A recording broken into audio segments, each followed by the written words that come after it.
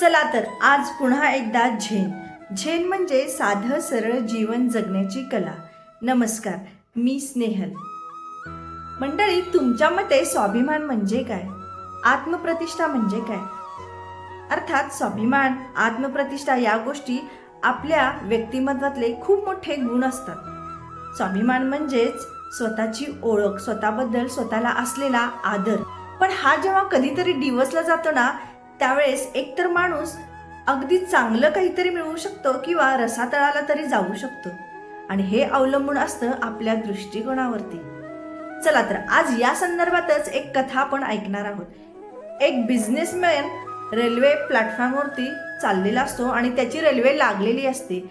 तो शेजारीच बसलेला एक भिकारी पाहतो आणि त्या भिकाऱ्याला काही 2 रुपये थोडे पैसे त्याच्या कटोऱ्यामध्ये टाकतो आणि पटकन रेल्वेमध्ये चढतो. पण त्याची टूप पेटते आणि चुटकन तो खाली उतरतो आणि त्या भिकाऱ्याजवळ शेजारीच त्याने पेन्सिलचा जुडगा ठेवलेला असतो. त्याच्यातला एक जुडगा घेतो आणि त्या भिकाऱ्याला म्हणतो, हे बघ, तू ही व्यावसायिक आहेस आणि मी सुद्धा व्यावसायिक. आता आपला हिशोब बराबर झाला म्हणतो आणि तो गाडीत जाऊन चढतो. आणि ही गोष्ट त्या भिकाऱ्याच्या मनाला इतकी लागते की तो त्याचा सकारात्मक परिणाम आपल्या स्वतःवरती करून घेतो. काही वर्ष जातात आणि एका पार्टीमध्ये ती दोघं भेटतात. पण त्या माणसाला, बिझनेसमॅनला काय हा कोण आहे हा तो ओळखत नसतो, कारण आता त्याचा गेटअप किंवा वेशभूषा ही वेगळीच झालेली असते, त्याचं राहणीमान सुधारलेलं असतं. आणि तो भिकारी स्वतः त्या बिझनेसमॅन जवळ जातो आणि त्याला आपली ओळख करून देतो. साहेब नमस्कार, आज मी जे आहे ते फक्त आणि फक्त तुमच्या विचारांमुळेच आहे म्हणतो. सगळी कथा त्याला सांगतो आणि मग त्या अधिकाऱ्याची, त्या बिझनेसमॅनची ट्यूब पेटते आणि तो म्हणतो, अरे पण तू इथं कसा काय?